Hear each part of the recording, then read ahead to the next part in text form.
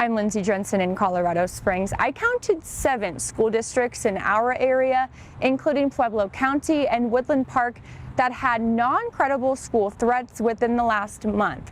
Families still anxious about going back to school.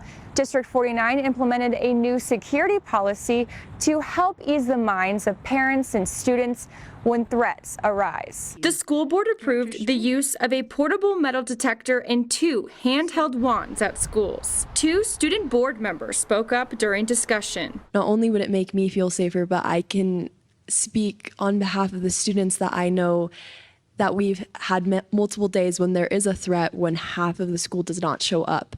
And I know that if we were able to instate these when there is a legible threat, that we would be able to see a lot more attendance. Those that wish to cause harm to others, they will find their way to make harm.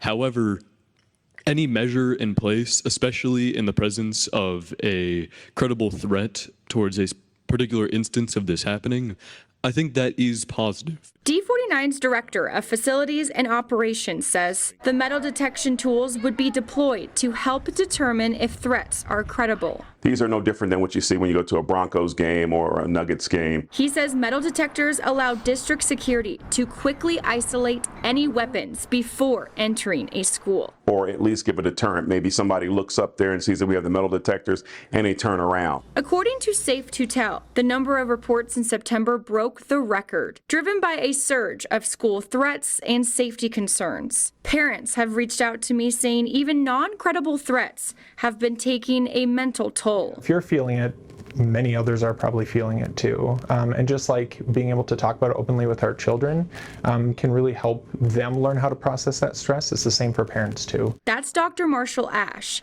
He's a family psychiatrist at Peak Vista Community Health Centers. Being mindful of how much social media and how much media in general you're taking in. If you're spending excessive amounts of time staying up late at night trying to look for more and more information, you may need to take a break. Dr. Ash recommends physical exercise, finding a hobby, getting enough sleep, and eating well. So if we are constantly stressed and exhausted, we're not going to have that reserve to be able to react when we do need to. D49's Director of Operations and Facilities says depending on how successful these metal detection tools are, the district could invest in more in the future. In Colorado Springs, I'm Lindsay Jensen, News 5.